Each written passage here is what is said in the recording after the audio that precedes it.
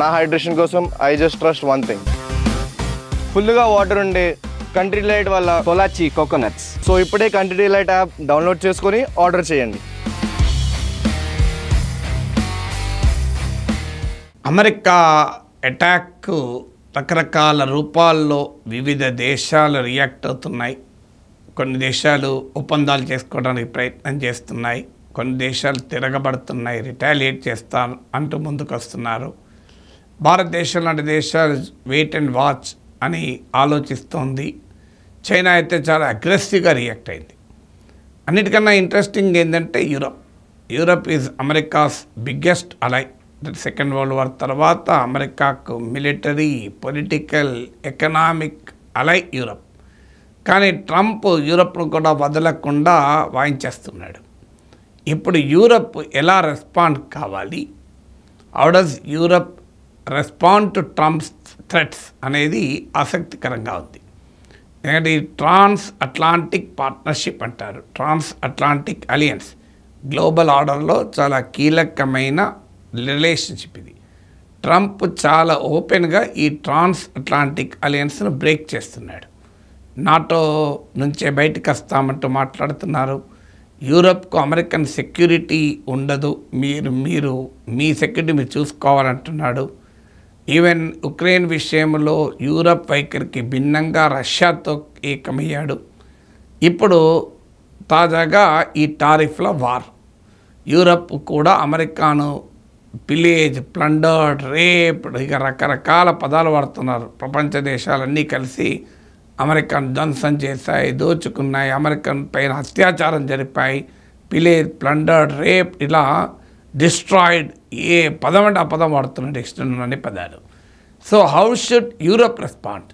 ఎందుకంటే యూరప్ ఏమో చాలా కాలంగా అమెరికా పైన ఆధారపడుతూ వచ్చింది. ఒక రకంగా సెక్యూరిటీ అయితే పూర్తిగా అవుట్సోర్స్ చేసింది అమెరికాకు. ఇప్పుడు యూరోపియన్ దేశాలు తమ డిఫెన్స్ను పెంచుకునే పనిలో పడ్డాయి, 5% ఆఫ్ జీడిపికి పెంచుకునే పనిలో పడ్డాయి. ఫ్రాన్స్, యూకేలకు ఉన్న న్యూక్లియర్ అంబ్రెల్లాను యూరప్కి ఎక్స్టెండ్ చేయాలని ఆలోచిస్తున్నాయి. సెకండ్ వరల్డ్ వార్ తర్వాత వదిలేసిన బంకర్లను, వదిలేసిన మిలిటరీ ఫెసిలిటీస్లను మళ్ళీ పునరుద్ధరిస్తున్నారు. ఇలా యూరప్ ఒక రకంగా అమెరికా నుంచి డీకపుల్ చేసుకోవటానికి అవసరమైన చర్యలని తీసుకుంటుంది. అదే సమయంలో ట్రంప్తో నెగోషియేట్ చేసి ఏదో ఒక ఒప్పందం కుదుర్చుకోవాలని కూడా ఆలోచిస్తుంది. తాజాగా యూరప్ జీరో టారిఫ్ డీల్ అని అమెరికాకు ప్రతిపాదించింది European commission. Zero tariff deal అంటే టోటల్గా ఫ్రీ ట్రేడ్ జోన్గా ఉంటుంది. అంటే అమెరికా నుంచి యూరోప్కి ఏ వస్తువులు వచ్చినా, యూరోప్ నుంచి అమెరికాకి ఏ వస్తువులు వచ్చినా ఏ రకమైన ట్యాక్స్ ఉండదు. సో నిజంగా ట్రంప్ దీన్ని చాలా ఆహ్వానించాలి. ఎందుకంటే టారిఫ్స్ ఉండకూడదనే కదా ట్రంప్ చెప్పేది. నో టారిఫ్స్, అమెరికా వస్తువులకు స్వేచ్ఛగా మీ కంట్రీలో రాణిస్తే మేము కూడా ఇస్తాం, రెసిప్రోసిటీ అంటున్నాడు కదా. అంటే ఇతర దేశాలు ఎంత ట్యాక్స్ వేస్తే నేను అంతే వేస్తాను, ఇంకా కైన్ రెసిప్రోకల్ అంటున్నాడు, అంత కూడా ఏడలేదు. ఇప్పుడు జీరో టారిఫ్ అంటే క్లియర్ రెసిప్రోసిటీ. యూరోప్ జీరో వేస్తుంది, అమెరికా జీరో వేయాలి. ఇక పంచాయతీ ఎక్కడిది? ఇలాన్ మస్క్ కూడా ఇదే ప్రతిపాదించారు. నార్త్ అమెరికా, యూరోప్ల మధ్య ఫ్రీ ట్రేడ్ డీల్ జోన్ ఉండాలి, జీరో టారిఫ్ జోన్ అని. కానీ ఈ ప్రతిపాదన ట్రంప్ తిరస్కరించాడు. ఎందుకు తిరస్కరించాడంటే ట్రంప్ టారిఫ్ల గురించి ఆలోచిస్తలేడు, డెఫిసిట్ల గురించి కూడా ఆలోచిస్తున్నాడు. ట్రంప్ వాదన ఏంటంటే 2023లో యూరప్ $500 బిలియన్ ఎక్స్పోర్ట్ చేసింది అమెరికాకు. సో $500 బిలియన్ ఎక్స్పోర్ట్ చేసింది. 2024లో అమెరికాకు Europe is one of the largest exporting nation. రెండు దేశాల మధ్య వాణిజ్యం అంత బలంగా ఉంటుంది. కానీ ట్రంప్ వాదన ఏంటంటే యూరప్తో ట్రేడ్లో అమెరికాకు $350 డెఫిసిట్ ఉంది, లోటు ఉంది. అంటే అమెరికా ఎగుమతి చేసేది కన్నా ఎక్కువ దిగుమతి చేసుకుంటుంది. అందువల్ల దీన్ని ఆపాలి, ఈ డెఫిసిట్ను ఆపాలి అని ట్రంప్ వాదన. సో ఈ డెఫిసిట్ వాదాలు కనుక టారిఫ్లతో సంబంధం లేదు, జీరో టారిఫ్ ఉన్నా కూడా అమెరికా వైపు ఈ డెఫిసిట్ ఉంటుంది. అందువల్ల మా నుంచి ఎక్కువ ఎనర్జీ సప్లైస్ కొనాల్సిందే అని. ఇప్పుడు ఇండియాతో కూడా డెఫిసిట్ ఉంది. మనము $87 బిలియన్ అమెరికాకి ఎక్స్పోర్ట్ చేస్తాం, అమెరికా నుంచి $42 బిలియన్ దిగుమతి చేసుకుంటాం. అంటే నియర్లీ $45 బిలియన్ గ్యాప్ ఉంది, డెఫిసిటే ఉంది. మనతో చైనాతో కూడా అమెరికాకి డెఫిసిట్ ఉంది. చైనాతో అయితే భారీగా డెఫిసిట్ ఉంది. యూరప్తో కూడా భారీగా డెఫిసిట్ ఉంది.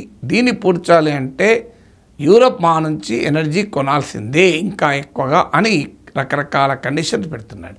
సో జీరో టారిఫ్లకు కూడా ట్రంప్ అంగీకరిస్తలేడు. టారిఫ్ల గురించి మాట్లాడుతున్నాడు. టారిఫ్ల గురించి ఒక డీల్ కొరకు యూరోప్ ముందుకొస్తే డెఫిసిట్ల గురించి మాట్లాడుతున్నాడు. మరి ఇప్పుడు డెఫిసిట్ కూడా అంగీకరిస్తే ఏం మాట్లాడుతాడో తెలియదు. ఇప్పుడు అమెరికాకు ఎలా రియాక్ట్ కావాలి అనేది ఇప్పుడు యూరోప్ ఆలోచిస్తుంది. రకరకాల ప్లాన్స్ ఆలోచిస్తున్నాం. మొదటి ప్లాన్ ఏంటంటే యూరోప్ ఆలోచించేది రెసిప్రోకల్ టారిఫ్. ఇప్పుడు అమెరికా యూరప్ పైన ఎలా అయితే విధించిందో అలాగే యూరప్కు వస్తున్న అమెరికన్ గూడ్స్ పై కూడా అలాగే టారిఫ్లు విధించాలి. ఉదాహరణకు అమెరికన్ విస్కీ పైన 50% విధించాలి. ఇది ఇప్పుడు యూరప్ ఆలోచిస్తున్న అంశం.